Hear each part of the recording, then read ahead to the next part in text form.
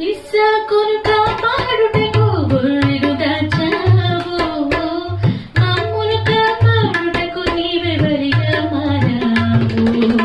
నీలాంటి దేవుడు లేడయ్యా ఈ జగమందు, నీలాంటి దేవుడు లేడు.